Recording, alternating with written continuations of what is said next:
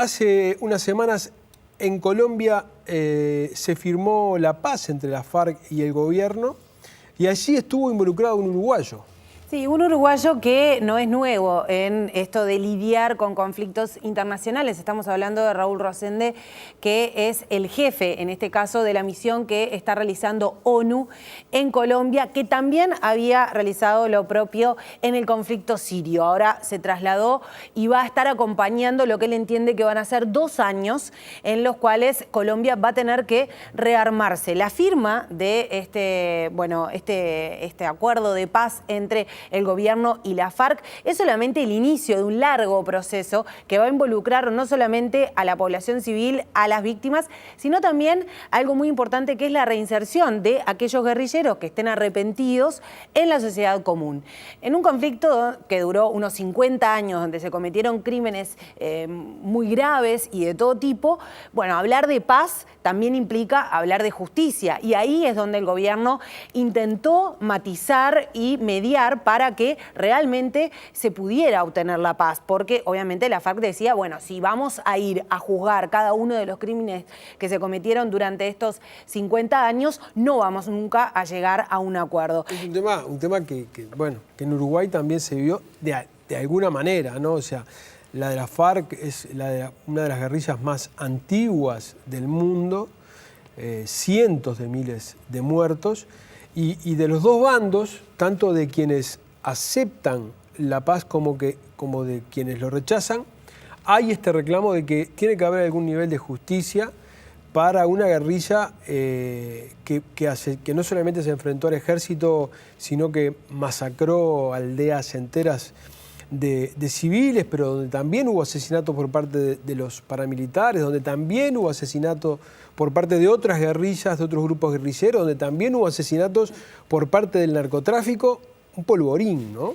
Sí, son muchos los actores que están involucrados y la forma de ordenarlo mejor para el gobierno era establecer 3 puntos importantes que fueron los más discutidos en el acuerdo, que tienen que ver justamente con el tema de las víctimas, de la justicia y también de la reparación. En el primero de los casos referido al tema víctimas, hay un problema que es inicial, y es que no existe en Colombia hasta el momento una cifra en la que los distintos organismos, incluso el gobierno entre ellos, esté de acuerdo en cuanto a el número real de víctimas que hay. Hay algunos, los menos, como por ejemplo la Fiscalía de Colombia, evalúa unas 15.000 víctimas, solamente teniendo en cuenta los casos que le ha llegado a la Fiscalía. Pero sin embargo, otros organismos como el Comité Internacional de la Cruz Roja habla de 106.000 víctimas y damnificados por el conflicto, directa e indirectamente, ¿verdad? Porque se toma en cuenta todo. Muchos actores colombianos han dicho que, bueno, no hay voluntad política en este momento para llegar a esa cifra de consenso. Pero sí hay algunos puntos que se están tratando de, afinar para que este proceso que decíamos que comienza ahora pueda tener sus frutos reales, digamos. Marce, ¿me permitís? Vamos, antes que sigas, vamos a ver un pequeño tapecito que preparamos sobre la historia esta, brevemente, de la FARC y volvemos antes de ir a la nota con Resende. Las Fuerzas Armadas Revolucionarias de Colombia, la FARC, son la guerrilla más antigua de América y posiblemente del mundo. De orientación marxista-leninista, comenzaron a operar como una guerrilla rural en 1964 bajo el liderazgo de Manuel Marulanda, conocido como Tiro Fijo, muerto en 2008. La FARC, que terminaron por ser consideradas un grupo terrorista por muchos países, no dudaban en utilizar métodos aberrantes de violencia contra comunidades locales de civiles en todo el país. Uno de los más horrendos fue el perpetrado contra la campesina Elvira Cortés, a quien le colocaron un collar bomba que la terminó decapitando.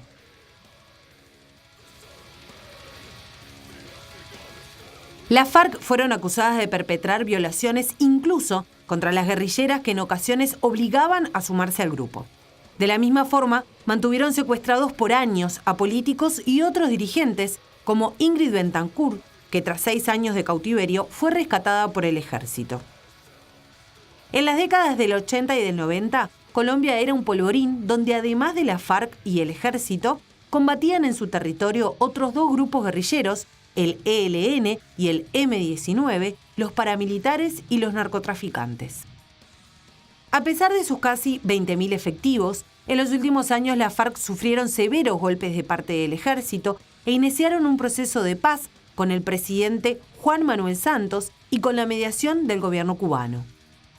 El cese al fuego entró en vigencia el 29 de agosto pasado, pero Santos convocó a un plebiscito para el próximo 2 de octubre, en el que los colombianos deben decidir si aceptan esta paz o no. Muchos ansían el fin de la guerra, pero no son pocos los que rechazan que se perdone a quienes causaron tanto dolor. Se estima que la guerra contra la FARC dejó unos 250.000 muertos.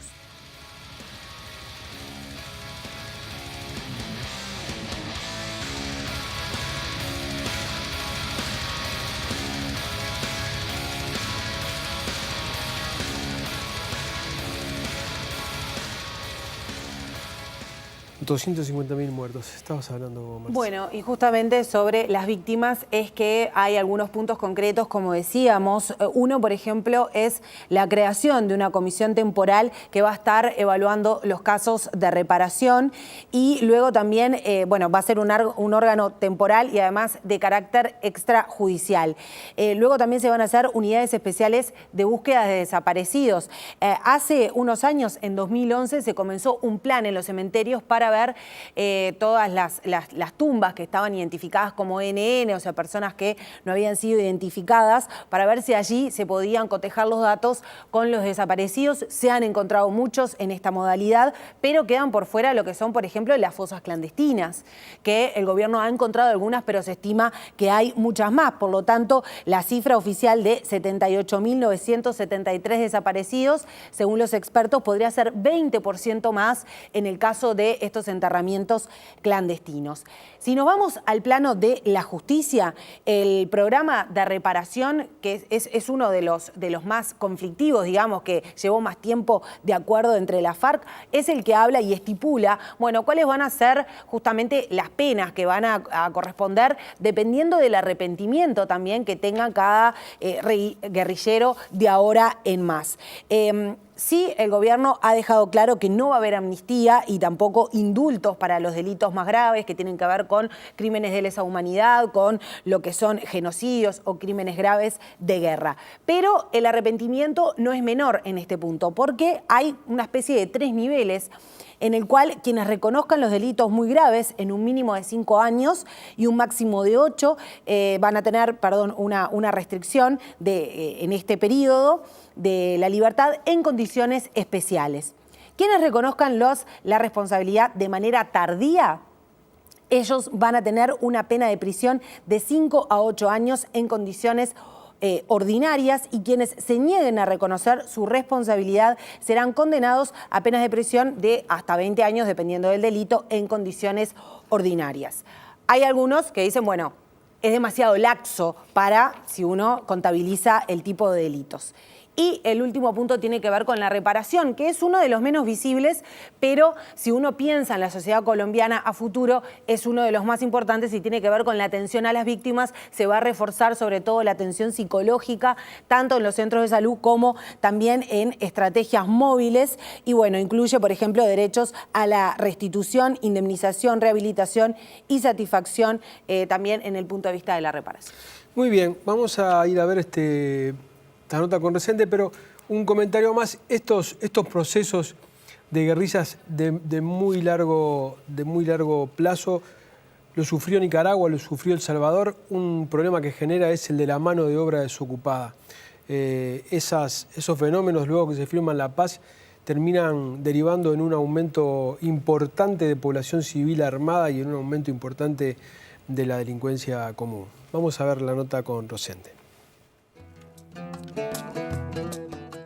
Nosotros como entidad verificadora consideramos que el proceso va bien.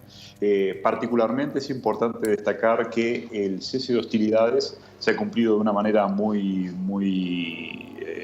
buena. Esto nosotros lo hemos dicho ante el Consejo de Seguridad. Las dos partes, tanto el gobierno como la FARC, han reducido los niveles de violencia de una manera realmente sustancial y destacable, en zonas donde la confrontación hasta hace un año y medio era muy intensa y obviamente esto afectaba a la población civil. Los niveles de violencia han bajado radicalmente y esto nos parece muy importante. Ahora, obviamente hay otro tipo de desafíos.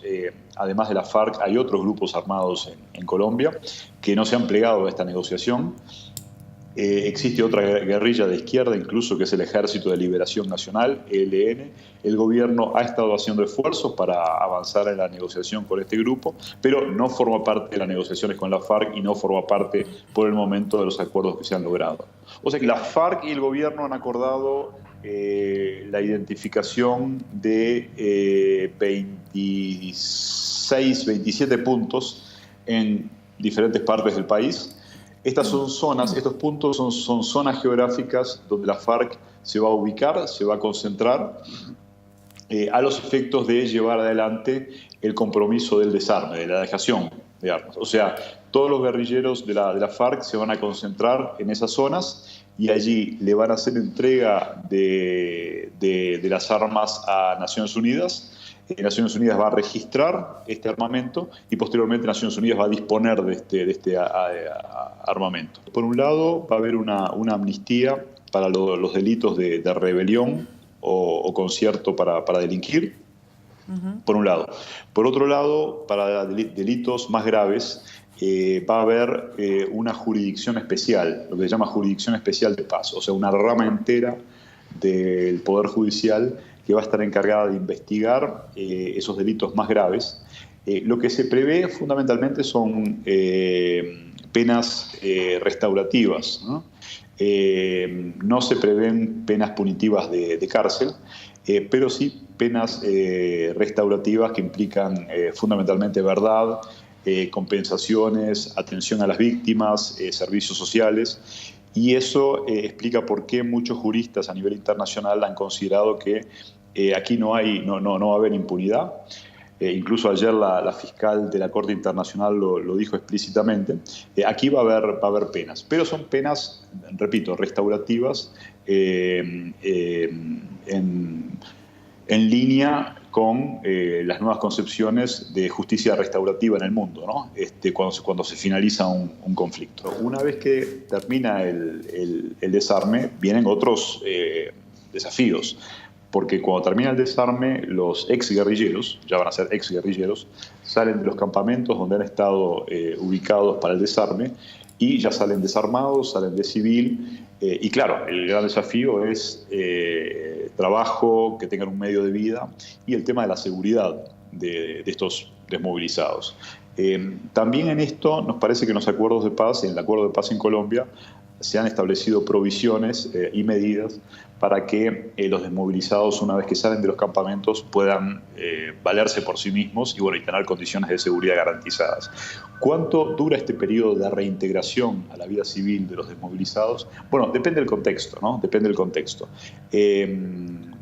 Pero en general, a nivel internacional, se consideran que 2 años para esta reintegración de los excombatientes es un periodo prudencial.